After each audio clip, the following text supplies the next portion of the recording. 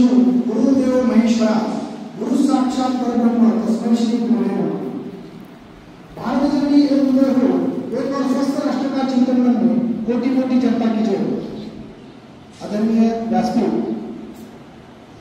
व्यासपीठावर उपस्थित आपल्या कॉलेजचे प्राचार्य जाधव साहेब, उपप्राचार्य माने सर, आमचे मार्गदर्शक गुरुवर्य श्री चंदनसिंह सर, उपस्थित सर्व या महाविद्यालयाचे सर्व प्राचार्यगण, सर्व सहकारी आणि सर्व कर्मचारी वर्ग, उपस्थित माझ्या बंधू आणि भगिनींनो, आज आपण सर्वप्रथम मी दोन शब्दाची बोलणार आहे। त्यापूर्वी राघव शिंदे यांच्या शिक्षण वर्षी यांच्या चरणी नतमस्तक होतो, त्यांच्या विचारांच्या चरणी नतमस्तक होतो। त्यांनी जे आपण म्हणतो ना की युवकाचा वेणू लावला दारावरी आणि त्याचा वृक्ष गेला गगनावरी, असं म्हणतो। तर हे जे आपण वटवृक्षाचे जे काही छायेमध्ये आपण आज शिकतो आणि आपल्या कॉलेजचे कित्येक विद्यार्थी हे वेगवेगळ्या मोठमोठ्या पोस्टवर या महाराष्ट्राचीच नाही तर भारत देशाची वेगवेगळ्या क्षेत्रामध्ये सेवा करतात, त्यामुळे त्यांना सर्वप्रथम विनम्र अभिवादन करतो। तर ह्या सगळ्या गोष्टी घडण्यासाठी लक्षात घ्या की आपलं शरीर जर विचार केला तर हे आपण फक्त शरीर एवढंच विचार करतो, पण शरीराचे मुख्य 3 स्तंभ आहेत, एक तर शरीर, मन आणि आत्मा। हे आपल्याला माहिती पाहिजे। आजकाल आपण पाहतो की शरीराला होतात ते व्याधी, मनाला होतात ते आदी आणि आत्म्याला होतात ते अविद्या। म्हणून मॉडर्न सायन्स असेल किंवा आयुर्वेद वगैरे बाकी असेल हे शरीरापर्यंत म्हणायचे, त्यानंतर योग आयुर्वेदाचा विचार केला होमिओपॅथी वगैरे बाकी तर मनापर्यंत, त्यानंतर अध्यात्मासाठी जे काही आत्म्यासाठी अध्यात्मशास्त्र होतं की जे भ्रांतिनाश की जे आपण त्याला म्हणू की स्वस्वरूपाची जाणीव करून देणं। तर जेव्हा आपल्याला स्वस्वरूपाची जाणीव निर्माण होते तेव्हा आपण स्वतःला कुठल्याही प्रकारचे काही निर्णय समजता वेगळ्या प्रकारचे आपण एक विश्वकल्याणी बनतो। म्हणजे लक्षात घ्या की ह्यामध्ये मला सांगण्यासारखं की आपल्याला माहिती आहे आपण रामदेवाचं की पाहतो किंवा वेगवेगळ्या प्रकारचे प्राणायाम चाललेले असतात, आसनं चाललेले असतात, तेवढंच म्हणजे योग आहे का? आज जर विचार केला तर योग म्हणजे खरं योगाने काय होणार आहे? आपली भारतीय संस्कृती जर विचार केला तर त्यामध्ये एक तर ह्या अष्टांग योगामुळे आपण स्वतःला आत्मचिंतन करतो, त्यातून आत्मबोध आपल्याला होतो की अहम ब्रह्मास्मी, की मी त्याच ईश्वरी शक्तीचा अंश आहे, मी ह्या सृष्टीचा एक प्रकारचा मालक आहे, अशा प्रकारची। त्यानंतर आत्मबोध होतो की खल्विदम ब्रह्म, म्हणजे जसं मी त्या ईश्वरी शक्तीचा अंश आहे तशाच पद्धतीने ही वनस्पती सृष्टी, प्राणीसृष्टी, मानवसृष्टी ती सुद्धा त्याच ईश्वरी शक्तीचा अंश आहे। त्यामुळे मी त्याशी एकरूप होताना आपण इतरांशी एकरूप व्हायला लागतो आणि तो जो काही कर्म करतो वसुधैव कुटुंबकमची त्याच्यामध्ये भावना निर्माण होते आणि तो जो कर्म करतो त्याला कर्मयोगी म्हणतात आणि मग त्या पद्धतीने तो बंधू भावाचे कर्म करतात की जसं आपण तो कर्म मागून करतो महाफलेश करायचं कर्म करावयाची अपेक्षा ठेवू नका। तर ह्यामुळे आत्मकल्याणाबरोबर तो व्यक्ती कर्मयोगी बनून विश्वकल्याणी होतो। म्हणजे सामान्य व्यक्ती ते विश्वकल्याणी व्यक्ती बनवण्यापर्यंत जे ट्रान्सफॉर्मेशन आहे तर ते आपल्या भारतीय संस्कृती। आज आपण पाहतो की आजच्या या T20च्या यांत्रिक युगामध्ये आपले शारीरिक कष्ट कमी झाले, मानसिक ताण अधिक वाढलेला आहे, भारतीय संस्कृती आणि जे काही निसर्गाशी संबंध आपला तुटत चाललेला आहे, आधुनिकांचा अंधारुकरण, वाढती व्यसनाधीनता आणि आपण पाहतो बाहेर की शेतीमध्ये वेगळ्या प्रकारचे रासायनिक खतं वापरणे, फवारणी करणं, त्यातून निकृष्ट अन्नधान्य तयार होतं आणि त्याबरोबरच हे जे काही आजचं कलियुग आहे त्या कलियुगामध्ये जे काही आपले आत्मिक गुण आहेत मेन की जे आपले आत्मिक गुण काय आहेत खरे तर ज्ञान, पवित्रता, शांती, प्रेम, सुख, आनंद आणि शक्ती हे सगळे दलिगुण आपल्या त्या परिणामी होते। पण आपण त्या ठिकाणी ते विसरून या कलियुगामध्ये त्याची जागा शरीरकोणी घेतली, म्हणजे काम, क्रोध, लोभ, मोह, मत्सर। तर ह्यामुळे काय होतं की ताणतणाव अधिक वाढून स्ट्रेस फॅक्टर हॉर्मोनल इम्बॅलन्स होऊन वेगवेगळ्या प्रकारचे नॉन कम्युनिकेबल डिसीजेस म्हणजे असंसर्गिक आजार आज लोक आहेत की ज्याच्यामध्ये शुगर आहे, हायपरटेन्शन, जसं आपण म्हणतो heart disease, thyroid, arthritis, asthma, skin diseases, वेगवेगळ्या प्रकारचे मानसिक आजार भरपूर सारे आपण पाहतो की ते आज एकदा बीपी झाला, शुगर झाला, थायरॉइड आयुष्य उरवायला चालू केलं। पण ह्यावर अब्जावधी रुपये जगामध्ये सायंटिस्ट घालत आहेत, पूर्ण जगामध्ये रिसर्च चालू आहे की यावर परिपूर्ण उपचार मिळण्यासाठी, पण कुठेही मिळत नाही आहे। त्यांना कुठंतरी वरदान म्हणून किंवा एक प्रकारचं त्यांना आशेचा किरण म्हणून आपल्या भारतीय संस्कृतीकडे पाहतो आणि त्या भारतीय संस्कृतीमध्ये जी आपल्या अष्टांग योगाची जीवनशैली आहे तर ती कुठेतरी या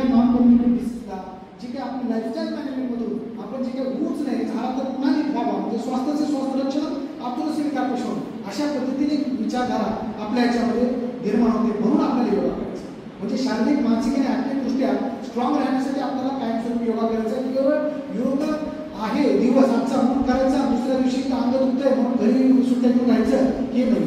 तर आज नेमकं महत्त्व कळलं म्हणजे आपण पुढे 364 दिवस आपण करू शकतो. नाहीतर नुसतंच आसन प्राणायाम सगळेच करतो आपण, तेवढे केले की दुसऱ्या दिवशी पुन्हा झेंडा वंदन केला की झेंडा घेऊन काढतो, ठेवतो, पुढच्या झेंडा वंदनच काढतो. तशा पद्धतीने ते व्हायला नको.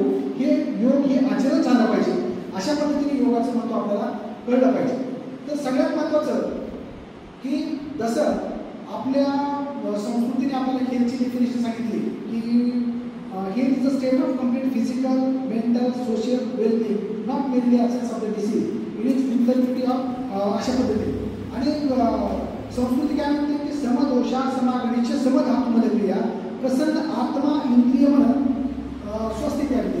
म्हणजे नुसतं शरीर नाही तर प्रसन्न आत्मा इंद्रिय मन पाहिजे, आत्मप्रसन्नता जाणवली पाहिजे, तर ती खरी स्वास्थ्याची व्याख्या आहे. तर अशा प्रकारचे स्वास्थ्य राहण्यासाठी आपल्याला योगाशिवाय पर्याय नाही. आणि योगाचा जर विचार केला आपण तर योग चित्तवृत्ती निर्मला, म्हणजे जे काही चित्तवृत्तीवर आपण अवलंबून असतो, जे काही आपण स्वतःमध्ये आत्मिक दृष्ट्या मी कोण आहे, मी कशासाठी माझा जन्माला आला आहे, तो कोण आहे ज्याने मला जन्म दिला, त्याचा माझा संबंध काय, माझा या पृथ्वीच्या रंगमंचावर जे काही माझा अवतार झालेला आहे तो कुठल्या भूमिकेसाठी झालेला आहे, तो मी परिपूर्ण करतोय आहे काय. तर ह्या गोष्टीचा आपण न विचार करता आपण आपल्या चित्तवृत्तीच्या मागे फिरत असतो. तर ते कुठेतरी आपलं चिंतन व्हायला पाहिजे, स्वस्वरूपाची जाणीव निर्माण व्हायला पाहिजे. म्हणून या योगाच्या चित्तवृत्ती निवड म्हणजे काय होतं की विद्यार्थ्यांना किती महत्त्वाचं आहे आपल्या भाषेमध्ये सांगायला की एखाद्या वाफेचं इंजिन कसं तयार झालं की वाफ ज्यावेळेस सगळ्या बाजून जातं त्यावेळेस काही होत नाही, पण ते जर वाफ तोडल्या गेली तर आपलं इंजिन पडतं.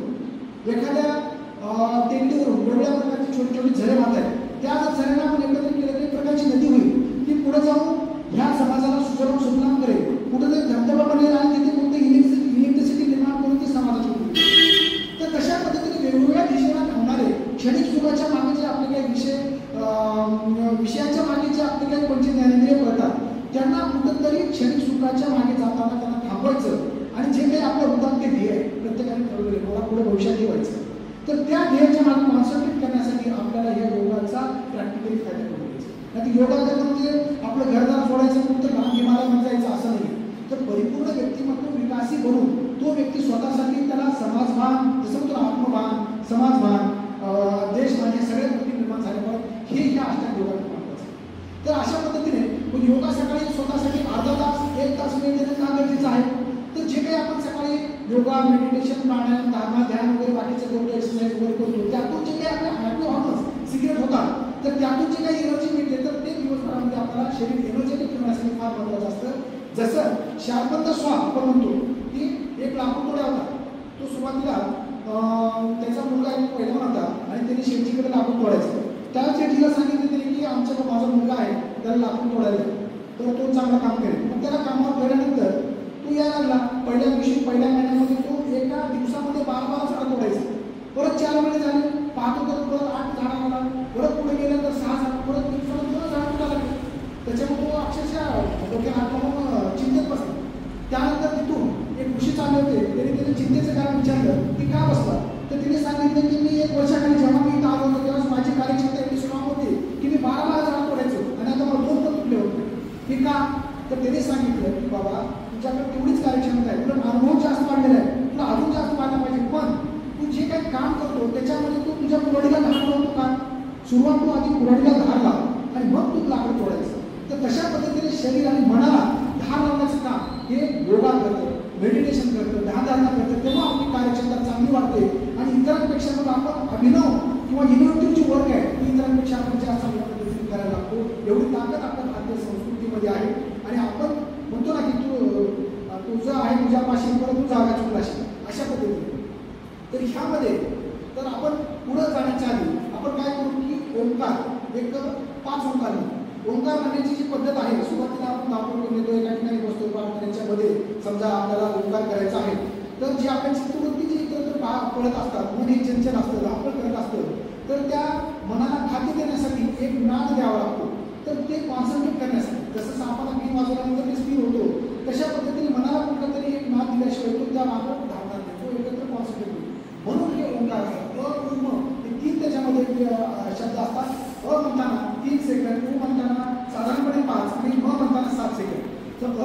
व्हायब्रेशन्स आपल्या बेबीजवळ पोटामध्ये जाणवले पाहिजे.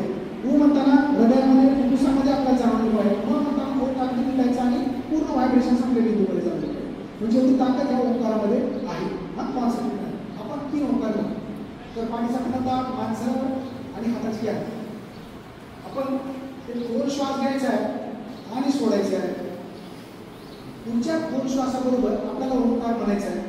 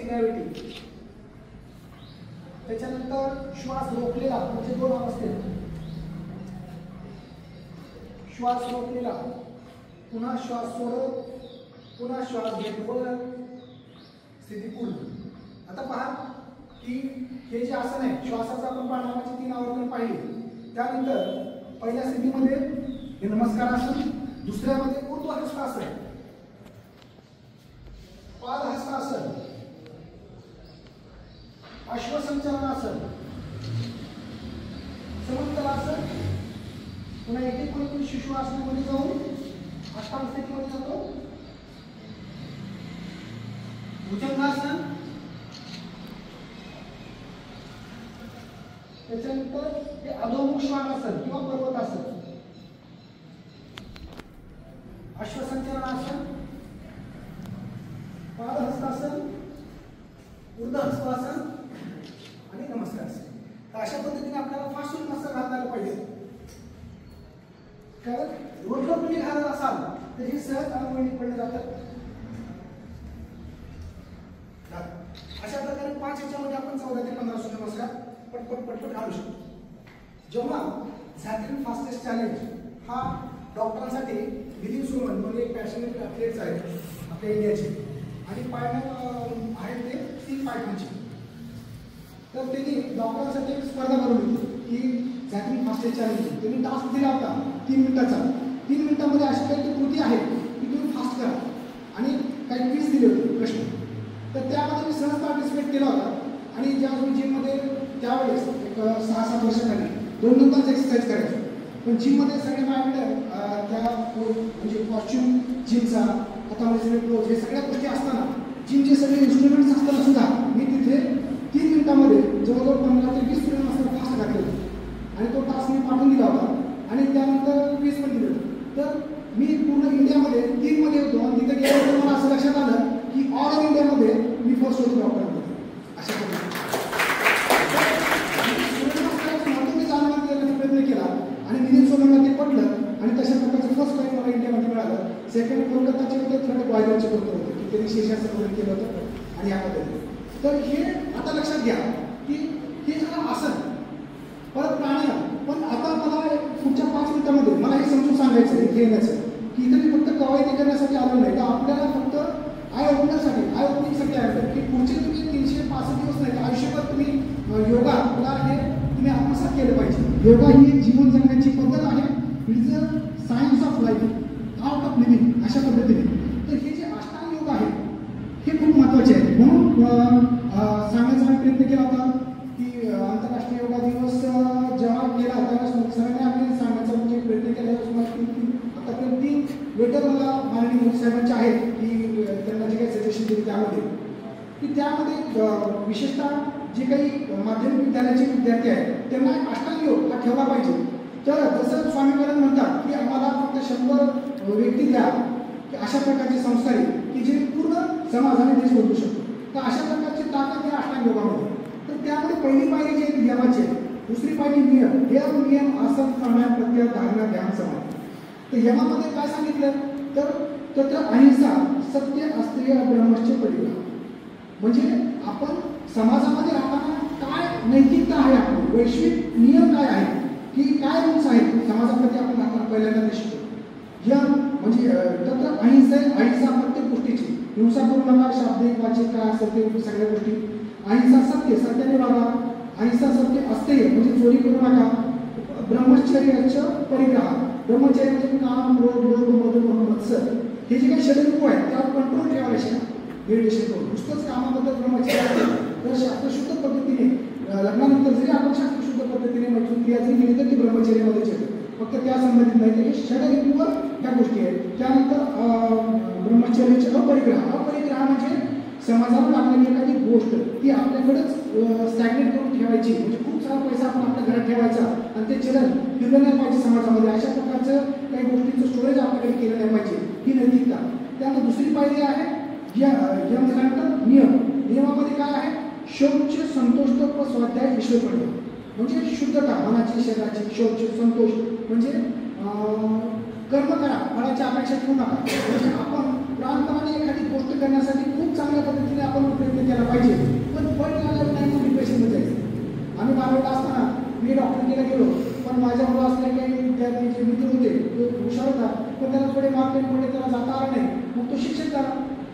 पण आज त्याला आदर्श शिक्षक म्हणून पुरस्कार मिळाला. तो माझ्यापेक्षा देखील सुंदर पद्धतीने त्याचं नाव खूप मोठं झालं. त्यानंतर दुसरा एक होता, तिथे जाऊन त्यांनी MPSC परीक्षा दिली. परत तो आता एक उपजिल्हा अधिकारी आहे. दुसरा जो आहे तो असिस्टंट SP आहे. तर ह्या पद्धतीने म्हणजे आपण करू शकतो. म्हणजे आपल्यासाठी खूप चांगल्या गोष्टी पुढे असतात, फक्त आपण आपल्याला हे मिळालं नाही म्हणून आपण आपल्याकडे डिप्रेशनमध्ये जायचं. शोध संतोष तप म्हणजे एखाद्या चांगल्या गोष्टीसाठी जे काही आपण शारीरिक कष्ट करतो, म्हणजे आपल्या ध्येय गाठण्यासाठी जे काही आपल्याला अभ्यास करावा लागतो, एक्सरसाइज करावा लागतो, जे काही कष्ट करावे लागतात, तर त्या तपामध्ये येतं स्वाध्याय म्हणजे आपापल्या क्षेत्रातील अभ्यास आणि ईश्वर प्रेरणा म्हणजे त्या एक ईश्वरी नियंत्रणची शक्ती आहे तिला आपण नतमस्तक होणं म्हणजे इगो अहंकार आपण सोडणं. तर ह्यात एक लक्षात घ्यायला की आपली भारतीय संस्कृती एवढी श्रेष्ठ आहे की पहिल्यांदा नैतिकता शिकवते, पुन्हा वैयक्तिकता शिकवते, म्हणजे सर्व्हिस प्रोसेस हा व्यक्तिमत्व विकासाचा यामध्ये. त्यानंतर येतं आसन म्हणजे आपण जे काही ह्या पृथ्वीवर जन्माला आलेला आहे त्या जन्मामध्ये जर विचार केला तर आपलं प्रत्येक जण ज्यावेळेस ह्या पृथ्वीवर जन्माला येतो तर त्याचे 4 उद्देश असतात. धर्म अर्थ काम मोक्ष आरोग्य म्हणून होतो. म्हणजे धर्म पालन कर्तव्य कर्मी की धर्म, ते धर्म म्हणजे हे धर्म जात म्हणत नाही तर कर्तव्य कर्मी की धर्म. मग ते कर्तव्य कसं सांगितलं, परोपकार मिळून कर्तव्य ईश्वरचिंतनार्थ मिळून म्हणा, विवेकार्थ मिळून बुद्धी ज्ञानार्थ मिळून जीव. म्हणजे ह्या शब्दाचं देखील विवेक त्यांनी सांगितलं आहे की परोपकार करण्यासाठीच आपला जन्म झाला. जसं गाय आहे, सूर्य आहे, त्यानंतर झाड आहे, वृक्ष आहे, त्या नदी आहे, हे सगळं परोपकार करतच ध्येय ठेवतात. तशा प्रकारे आपलं शेती परोपकारासाठी परोपकार मिळून शेतम ईश्वरचिंतनार्थ मिळून म्हणजे चिंतन ध्यान धारणा मेडिटेशन ह्यासाठी आपलं मन आहे. विवेकार्थ मिळून बुद्धी म्हणजे सदसद विवेक बुद्धीचा जर विचार केला आपण तर ते विवेक साधण्यासाठी आपला बुद्धी आहे. आणि जे काही आपला अंतिम उद्देश आहे आपल्या जीवनाचं, पैसा साधन आहे साध्य नाही, तर अंतिम उद्देश जीवनाचा जो आहे तो आपला विवेकार्थ मिळून ज्ञानार्थ मिळून जीवन म्हणजे ज्ञान प्राप्ती. हे सगळ्यात महत्त्वाचं. ज्ञानामधून जे काही अष्टसात्विक भाव तयार होतात त्यातून कित्येक कर्म आपल्या जवळ जातात आणि मग ज्ञानात मुक्ती म्हणजे जे काही आपल्याला मुक्तता मिळायला पाहिजे, जी मोक्ष प्राप्ती आपण म्हणतो शेवटी, तर ती ज्ञानशोध. म्हणून गुरु ब्रह्मा गुरु विष्णू गुरुदेव महेश्वर आपण का म्हणतो, तर गुरुकडे एवढी ताकद आहे की ह्या समाजामध्ये सगळ्यात मोठा जर व्यक्ती कोण असेल तर कुठला पॉलिटिशियन नाही, कुठला डॉक्टर नाही, कुठला मंत्री नाही, कुठला कोण नाही, फक्त गुरु. कारण तो ह्या समाजाला मोठाही करू शकतो, स्थितीही करू शकतो, ते लयही करू शकतो. म्हणून गुरु साक्षात परब्रह्म त्याला म्हणतो. एवढा मोठा त्या सगळ्यात मोठं जर काही या समाजामध्ये मोठं स्थान कोणाला असेल तर गुरुला स्थान असतं. म्हणून आपण सगळेजण गुरुला घाबरतो, बाकी तर कोणाला नाही. तर त्या पद्धतीने आपलं शरीर हे चांगलं राहण्यासाठी आणि आपल्या आयुष्याचे धर्म अर्थ म्हणजे पैसा कमवणे, काम म्हणजे वेगवेगळ्या प्रकारचे सुखभोग शरीराकडनं आणि मोक्षप्राप्ती या सगळ्या गोष्टी करायच्या असेल तर शरीर चांगलं लागतं. म्हणून माणसाने सगळ्या गोष्टींचा त्याग करून शरीराचं रक्षण करावं, कारण शरीराचा नाश झाला असेल तर सगळ्या गोष्टींचा नाश होतो. म्हणून पहिल्यांदा शरीर.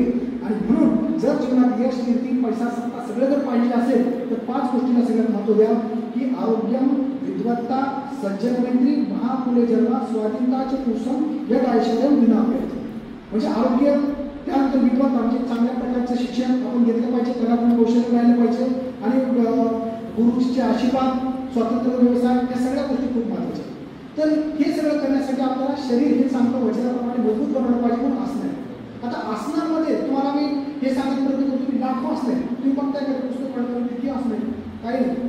उभारलेल्या स्थितीतले काय असणे, बसलेल्या स्थितीतले काय असणे, पोटात झोपलेल्या स्थितीतले काय असणे, पाठीवर झोपलेल्या स्थितीतले काय असणे. तर ह्यातले फक्त 4 आसनं आपण जरी केले तर आपलं शरीर चांगलं राहतं. बाकीचे वेळ 4 बोलून जायची गरज नाही. तर मी तुम्हाला 4 आसनं पटपट 2 मिनिटांमध्ये दाखवतो, मग आपण पुढच्या पायरीला जाऊ. ओके, आज आम्ही सांगितले की काम सगळं आपला विषय लवकर संपवणार आहे. अष्टांग योग. तर आसनामध्ये सुरुवातीला आपण दंडस्थितीमध्ये आहे. दंडस्थितीमध्ये 2-4 आसनं आपण करू शकता.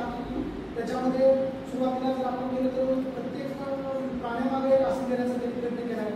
जसं वीर जो असतो तो एखादा योद्धा असतो, तो शिकल्यानंतर छाती पुढं काढतो. अशा वीर असं म्हणलं जास्तीत जास्त पद्धतीने हवं वीरासन आपण करू शकता दोन्ही बाजूने. त्यानंतर त्रिकोणासन, त्यानंतर आपण पुढचं करू शकतो वृक्षासन, त्यानंतर आपण पुढचं करू शकतो गरुडासन म्हणून एक प्रकार असतो. आपण आणि त्यानंतर जे आहे ते आपल्याला नटराजासन म्हणून देखील करता येतं. अशा वेगवेगळ्या प्रकारचे आसनं असतात. त्यानंतर ताडासन देखील आपण करू शकतो जास्तीत जास्त. आणि सगळ्यात महत्त्वाचं की आपण एक्सरसाइज करा, व्यायाम करा, काही करा, सगळ्यात शेवटी ताडासन करायचं का, तर वेगवेगळ्या आसनांमध्ये आपल्या स्नायूंची क्रियाची वेगवेगळ्या प्रकारे झालेली असते. ते कुठेतरी सगळ्यात शेवटी एका बाजूला स्नायू ताणून सगळे शिल्प करायचे.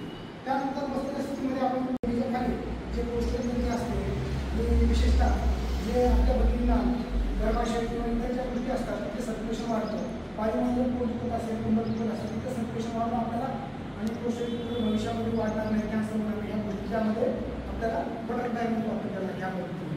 त्याच्यानंतर पश्चिमोत्तानासन, एक पार द्विपार, त्यानंतर पूर्ण श्वासोच्छ्वास खाली.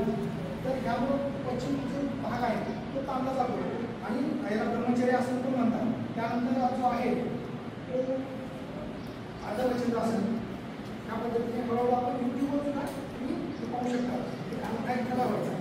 त्यानंतर एक पाठीमध्ये जास्त पाठीमध्ये बघायचं म्हणजे वेगवेगळ्या प्रकारची बैठक असतात. त्याच्यानंतर आपल्याला पाठी झोपली. मी हे तुम्हाला सहजासहजी सांगण्याचा प्रयत्न करतो का तर आपल्याला एक दृष्टी मिळावी आणि हा मुद्दा आपल्याकडे व्हावा की नेमकं आपल्याला काय करायचं. त्यानंतर आपल्याला नौकासन, त्याच्यानंतर आपल्याला पवनमुक्तासनमध्ये अर्धपवनमुक्तासन, दुसऱ्या डाव्या बाजूने, त्याच्यानंतर द्विपद पवनमुक्तासन. त्याच्यामध्ये तुम्ही अशा पद्धतीने स्विंग सुद्धा करू शकता, डोकं खाली घेऊन राईट लेफ्ट सुद्धा करू शकता. त्यानंतर आपल्याला सर्वांगासन,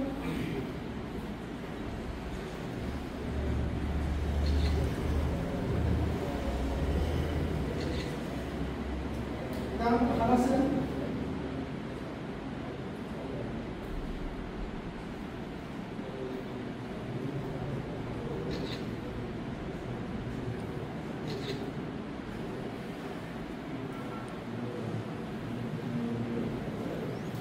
झाले थोडंशा वासनामध्ये बसायचं, रिलॅक्स करायची बॉडी.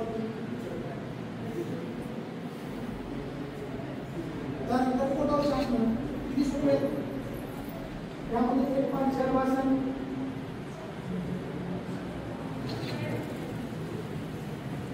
आणि संध्याकाळी सावकाश आसन. त्यानंतर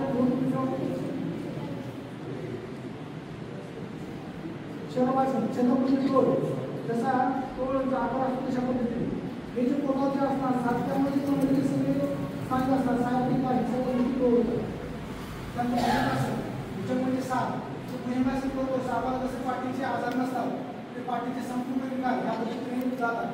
लोकांना खूप कष्ट करतो, काम करतो, पण अशा प्रकारे पाठ कधी होत नाही होती, त्यामुळे सगळे काय करावं लागतं. त्यामुळे नौकासन यांचा कालावधी असतो. त्यानंतर धनुरासन,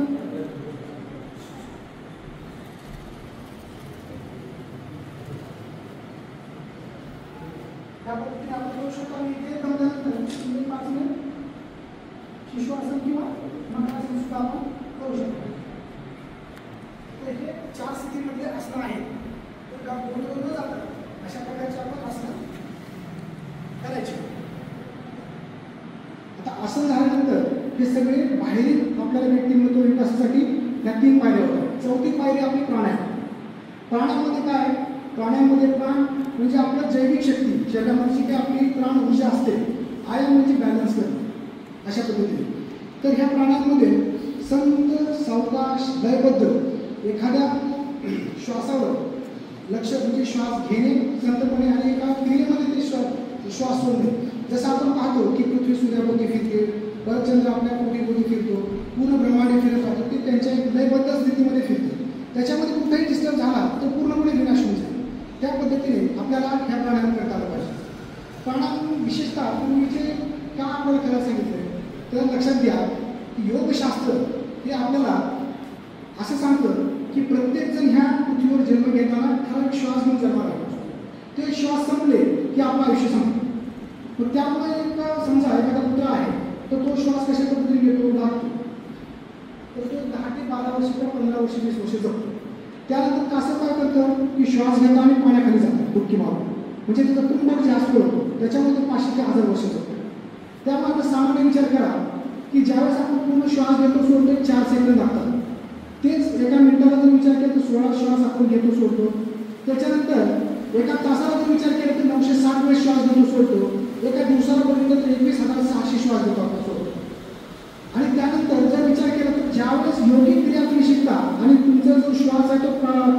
शुद्धी प्राणायामासारखं चालायला लागतो त्यावेळेस एका मिनिटाला एक श्वास होतो, म्हणजे तासाला 60 श्वास आणि पूर्ण दिवसाला 960 तास म्हणजे 960 श्वास. तर पूर्ण दिवसाला आपण 20,000 श्वास वाचवतो, म्हणजे आपलं आयुष्य थोडं वाढतं. तर अशा पद्धतीने हे हे करायचा प्रयत्न करतात. त्यामध्ये प्राणायाम सुरू करताना आपल्याला पहिल्यांदा शुद्धी प्राणायाम घ्यावा. शुद्धी प्राणायामामध्ये कपालभाती प्राणायाम आणि जे आपण म्हणतो ते कपालभाती प्राणायाम, भस्त्रिका प्राणायाम, हे शुद्धी प्राणायाम. तर कपालभाती प्राणायाम कसं करायचं आपल्याला, तर जे आपली छाती आहे, चेस्ट, ह्याच्यामध्ये श्वास पकडला तो डायफ्रॅम, तर त्याला फक्त जर्किंग मिनिट्स करायचे. श्वास हा घ्यायचा नाही, आपोआप निगेटिव्ह प्रेशरने आला पाहिजे त्या पद्धतीने. मग त्यांनी ॲबडोमेनमधल्या जे अवयव असतात त्याच्या निगेटिव्ह प्रेशर, छातीतले, मेंदूतले, त्यावर देखील आपल्याला घेऊन जातो. तर आपण एका 10 सेकंद आपण कपालभाती प्राणायाम करूया. पाठीचा कणाचा, मान सरळ, हाताची ज्ञान मुद्रा. एक खोल श्वास घ्या आणि सोडा. पुढचा श्वास घेऊ. कपालभाती प्राणायाम.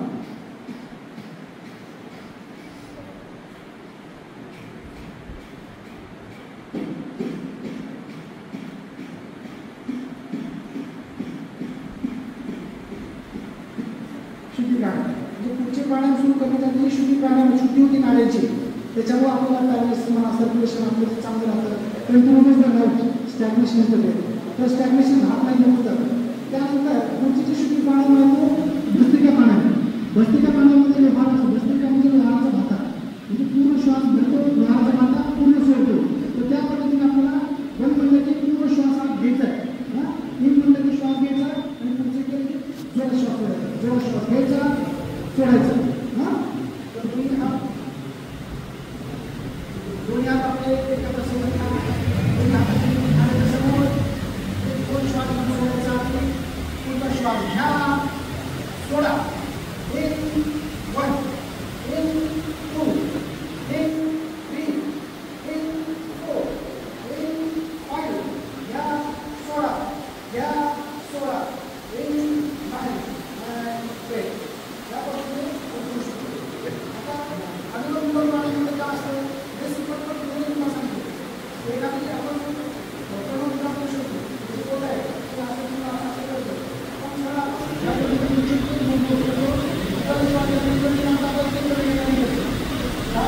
श्वास घ्यायचा, इंजिन सोडायचा, इंजिन श्वास घ्यायचा, दारात सोडायचा, पुन्हा दारात घ्यायचा.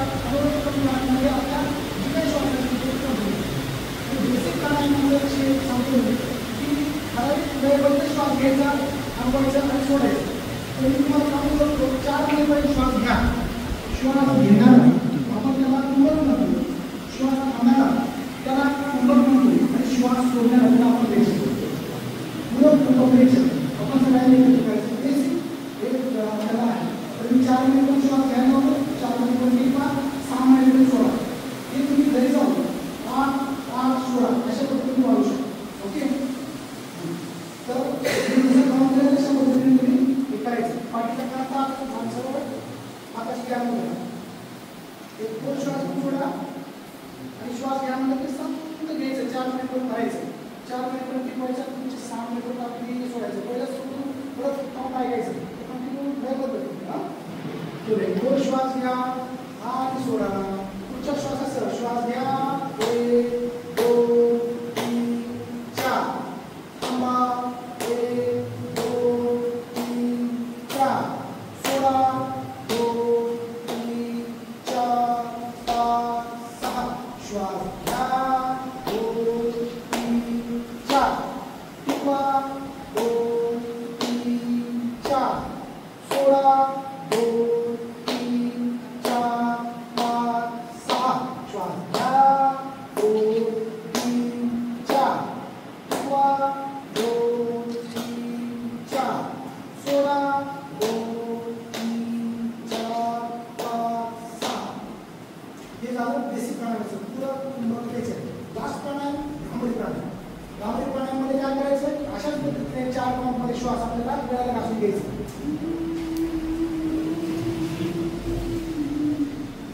टिकवायचं 4 मिनिट आणि सोडताना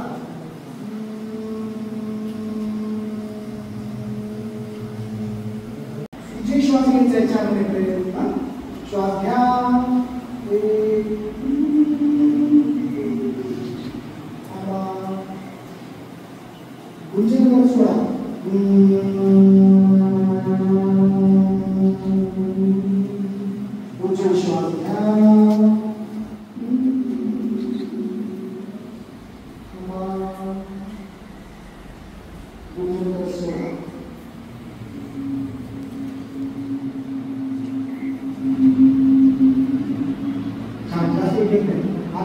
हे साध्य करून आतमध्ये साध्य बनाकडे आपल्या अंगाकडे जायचं 5 मिनिटांची.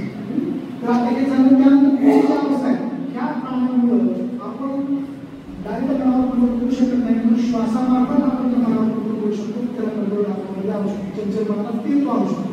त्यानंतर प्रत्याहारामध्ये आपल्या संस्कृतीने सांगितले की ही जी आपली पंचज्ञानेंद्रिय आहे त्याच्यामध्ये जीभ आहे, नाक आहे, डोळा आहे, कान आहे आणि त्वचा.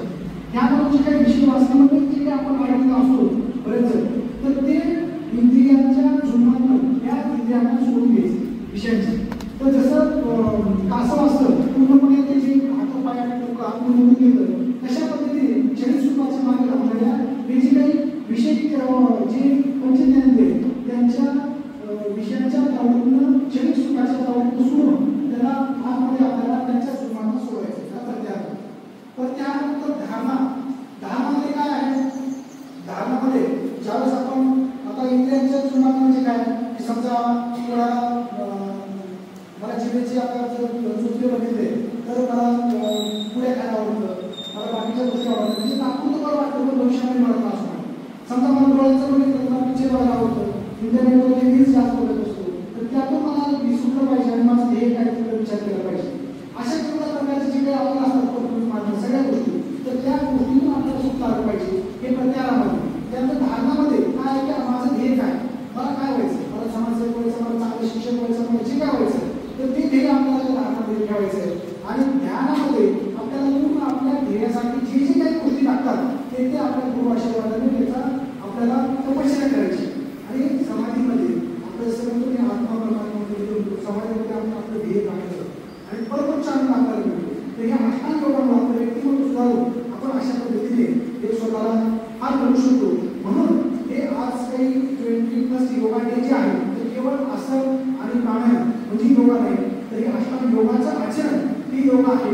तर ह्या आपल्याला योगा केल्यानंतर जे काही मला आज बोललं आणि सरांनी जे काही 2 शब्द मार्गदर्शन करण्याचा प्रयत्न केला तुम्ही सुद्धा शांत पद्धतीने ऐकतात आणि आयुष्यभरासाठी तुम्ही हे काय लक्षात ठेवा आणि अशा पद्धतीचं आचरण एक जीवनशैली आपण जर केलं तर खूप इम्पॉर्टंट आहे. का तर इन्व्हेस्टमेंट ही आपण प्रॉपर्टीमध्ये करतो, विविध प्रकारचे आपण शेअर्स म्हणा किंवा पॉलिसीमध्ये काढतो, पण आपण चांगलं आचरण, चांगलं दिनचर्या, ऋतुचर्या ह्या सगळ्या गोष्टींचं पालन, व्यसनांपासून दूर राहणं, ह्या सगळ्या गोष्टी, गुरूंची आईवडिलांची सेवा ह्या गोष्टींवर जर आपण लक्ष घातलं तर आपण कधी आजारी पडणार नाही. आणि जो काही पैसा आपण आपल्या हेल्थसाठी ठेवलेला असतो तर तो आपल्या कुटुंबाच्या समाजाच्या चांगल्या गोष्टीसाठी आपण त्याचा उपयोग करू शकतो. म्हणून एक निरोगी राहा, आरोग्यवान राहा. आणि योगाला जाताना सांगेल म्हणजे एक वाक्य आहे की युक्त आहार ध्यानस्य, युक्त चेष्टस्य कर्मसु, युक्त निद्रावोदस्य योगा भवति दुःखा. म्हणजे नुसतं आसन प्राणायाम करू नये, योग्य आहार विहार, योग्य झोप आणि योग्य चेष्टा ह्या सगळ्या गोष्टींचा एकत्रित करून जेव्हा आपण योगा अभ्यास करतो त्यावेळेस तो आपल्याला परिपूर्ण दीर्घ सुखी संपूर्ण आयुष्य आपल्यासाठी, समाजासाठी आणि देशासाठी आपल्याला मिळेल. म्हणून हे इंटरनॅशनल योगा डे साजरा करणं आणि आपल्या जे महाविद्यालय अशा प्रकारचे वेगवेगळ्या प्रकारचे डे साजरे करतात, वेगवेगळ्या प्रकारचे व्याख्याते आपल्याला बोलून सांगण्याचा प्रयत्न करतात तर ते एक प्रकारचा संस्कार सोहळा आहे. कारण आपण म्हणतो की आरोग्यपूर्ण समाजच खरं देशाचं भांडवल आहे. कारण जो काही व्यक्ती आरोग्यपूर्ण असतो तो त्याच्या क्षेत्रामध्ये नागरिकांतून अशा काही गोष्टी घडवतो की स्वतःला, समाजाला, देशाला प्रगतीपथावर येतो. आणि त्याच पद्धतीने आपण भारत देश जागतिक महासत्ता बरोबर करू आणि पुन्हा एखादी घटना करायचा.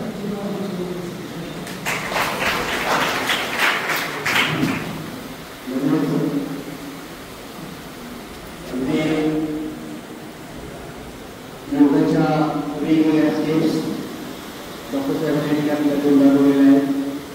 नक्कीच आपण आपल्या जीवनामध्ये योगाचं महत्त्व जाणून घेऊन आपण दररोज योगा केला पाहिजे तर आपलं जीवन सुखद होऊ शकतं, आरोग्य होऊ शकतं. या ठिकाणी